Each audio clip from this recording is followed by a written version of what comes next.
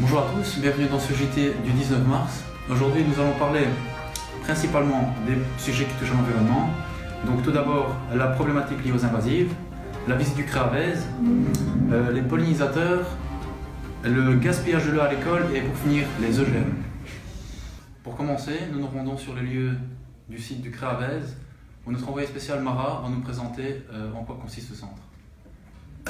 Bonjour à toutes et à tous, je me trouve ici même au Créavez du Clos de l'Olivier, qui est un centre de revalidation d'espèces animales vivant à l'état sauvage. Il s'agit en fait d'un hôpital pour animaux. Peux-tu nous expliquer que doit faire une personne lorsqu'elle a trouvé un animal blessé? Alors, les précautions à suivre durant un sauvetage sont les suivantes. Tout d'abord, quelqu'un qui trouve un animal blessé devrait absolument le placer dans une cage, au calme, de préférence dans l'obscurité, pour lui éviter un stress qui pourrait lui être fatal. Et il ne faut surtout pas les nourrir, sauf bien sûr avec l'accord du centre. La personne doit ensuite téléphoner au centre dans lequel l'animal sera amené et le jour suivant, quand l'animal est calmé, il est alors examiné et soigné.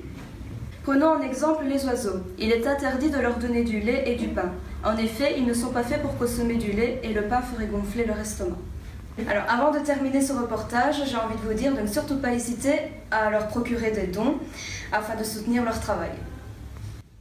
À présent, nous allons à Saint-Guilain afin de rejoindre notre envoyé spécial Olivier Nice qui va nous parler d'un sujet inquiétant, la problématique liée aux invasives.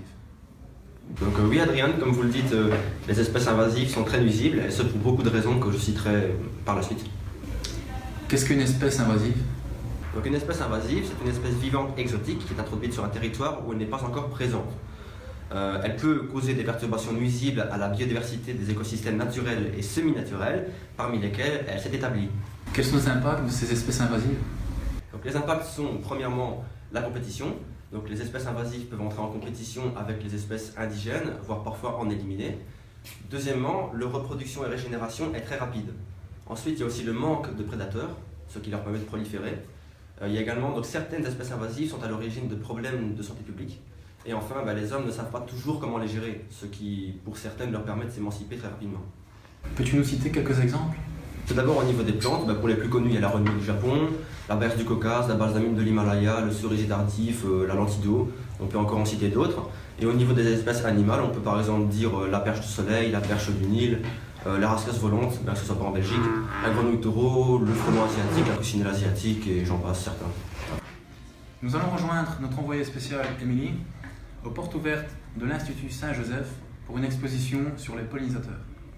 Donc aujourd'hui 19 mars, nous sommes à la porte ouverte de l'Institut Saint-Joseph à Saint-Guilain, où exceptionnellement il y a une exposition sur les pollinisateurs qui est accessible au public. La pollinisation, c'est un mode de reproduction privilégié des fleurs et des autres plantes. Les principaux types de pollinisation sont généralement la pollinisation par les insectes, par le vent ou encore par l'eau. Pour attirer les pollinisateurs, on peut mettre à leur disposition des plantes assez odorantes, colorées et suffisamment grandes qui attireraient les insectes pollinisateurs. Parmi eux, il y a les abeilles, les bourdons, les papillons, etc. Pour les protéger, il faut éviter d'utiliser des pesticides ou encore leur proposer différents habitats comme des hôtels à insectes. Émilie, comment les particuliers peuvent-ils favoriser la pollinisation de leur jardin? Donc en effet, chaque personne peut attirer de la biodiversité dans son propre jardin en disposant des plantes mellifères à la disposition des pollinisateurs. Donc durant l'exposition, voici Solène, qui fait partie de la section environnement, qui vous distribuera des graines de plantes mellifères gratuitement. Toujours dans le milieu scolaire, Robin va nous expliquer comment éviter le gaspillage de l'eau à l'école. Donc bonjour, aujourd'hui nous sommes autour des écoles de Saint-Guilain afin de présenter les problèmes du gaspillage dû à l'eau. Donc voici quelques solutions pour y remédier. Donc, première solution, placer des fontaines à eau potable pour les élèves et les professeurs, afin en plus de ne pas trouver des bouteilles en plastique par terre.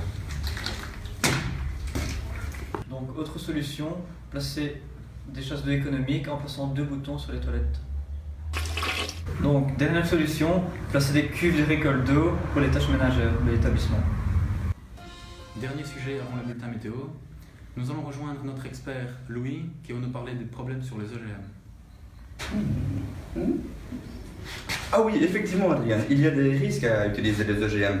Ils peuvent détruire la biodiversité, donc les plantes qu'il y a autour des endroits où on utilise les OGM, et ils peuvent également tuer les petits animaux qui viennent grignoter les feuilles. Il y a également des risques de maladies comme des tumeurs ou des cancers, mais il n'y a pas que des inconvénients, il y a aussi quelques avantages. Les OGM permettent un plus grand rendement des plus grosses plantes ou alors même des plus gros animaux lorsqu'ils sont utilisés, et c'est beaucoup plus utile pour produire plus à un moment où on commence à être en manque de ressources. Notre journal télévisé spécial Porte Ouverte est maintenant terminé. Nous allons faire place au bulletin météo.